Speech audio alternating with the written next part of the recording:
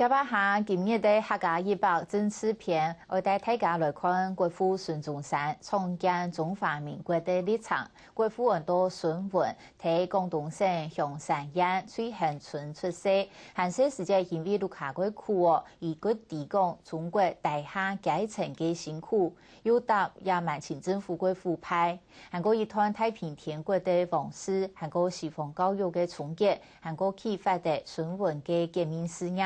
虽然孙文归承认革命的路唔係行得過順遂，不過也個孫兒沙提後輩因支持伊哦。孫文這係因此派行係過有勇氣，最裡面總算推翻滿清，結束帝制，咪展現出行人嘅堅毅精神。就是我們國父，他有一個理想，從來不曾被遺忘。其他嘅後生人用輕鬆酷爽嘅角度，重新詮釋年少嘅國父紀念歌，形容創意嘅歌詞，唱出一多年新關渡對國父孫中山先生對歷史有深受嘅影響。我們國父首創革命。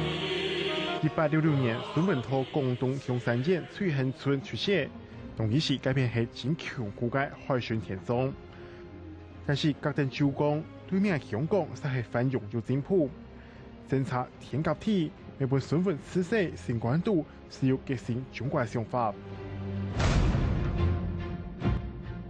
所以說呢，自己比較過，說同樣是個香山跟香山，而且距離不過可能幾百里，為什麼一個是那麼進步，一個是那麼的一個貧窮跟落伍？這個是他萌發那種改革之治的一個很重要的一個比較。孫文13歲嘅時節，是漂洋過海來到潭香山，話靠當地經營事業做到真好嘅阿哥孫文。不過本來栽培老體繼承事業嘅孫文，靠人說未冇想到，經過私設教育之後嘅孫文，看下國家嚴、國家大，親筆和航向革命之路。這種所謂新學的一種啟發，所以他立志開始走向革命。所以從在香港讀醫學校的時候，已經開始。找到了一些同志啊，開始在討論革命了。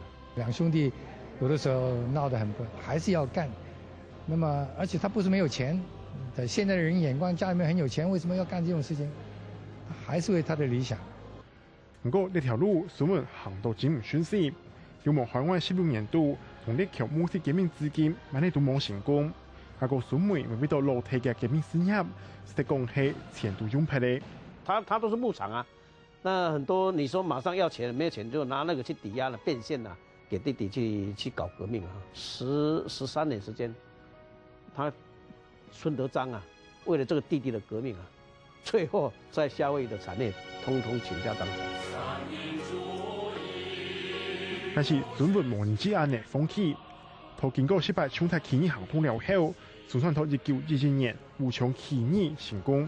建立中華民國，未結束清朝268年嘅統治。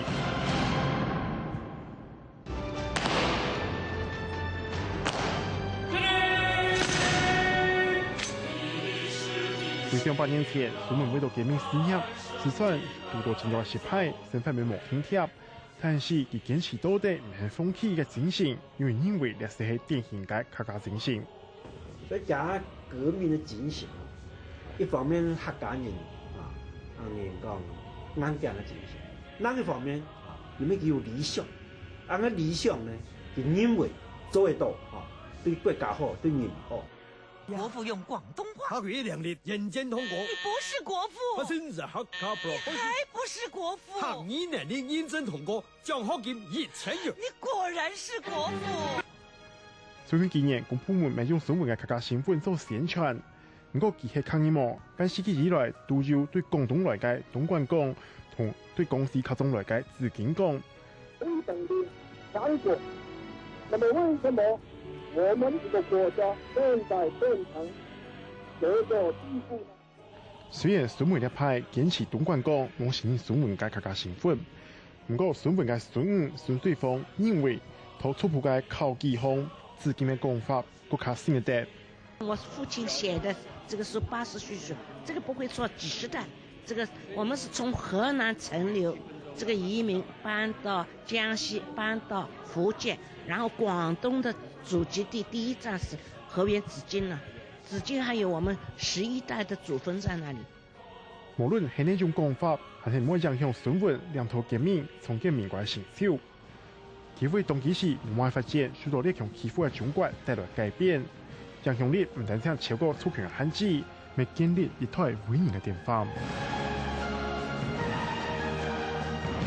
看下新闻的研究了提升，台北我好。